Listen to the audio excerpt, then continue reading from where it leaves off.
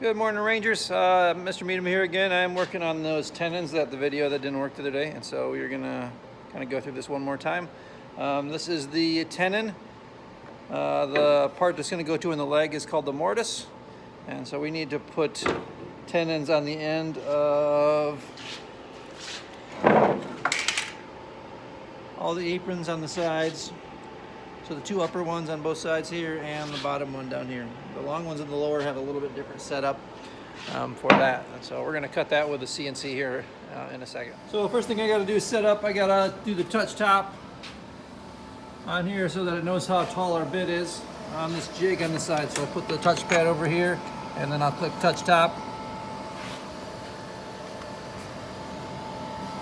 And the tool's going to come down and check itself for height in the Z-axis right here.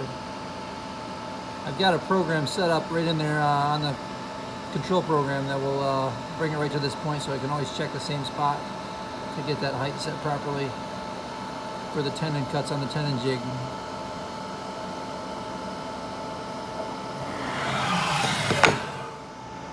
Alright, after that what I do is I set the X and Y 0 to this back corner of the jig, so it knows where the X and Y is. We already set the Z to this surface, and so then I'm going to put this apron tight to that angle block, clamp it in with these toggle clamps, and make sure the top is flush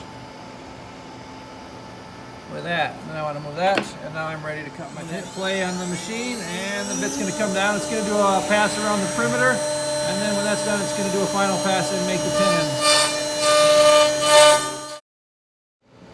Alright, so I just did that one. Now I flipped it over, 180'd it, put it on this side, leveled it to the top, put my clamps in there, clamped everything down, and we're going to hit the green button to start again.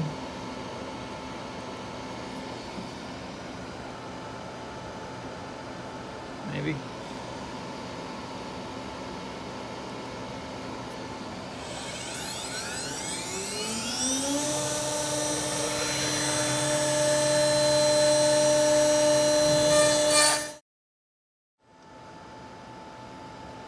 And just like that, our top apron is all done. We need one more of those to do.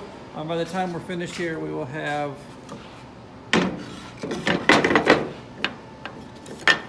two short top aprons, tenons on both sides. Two long aprons, tenon on both sides.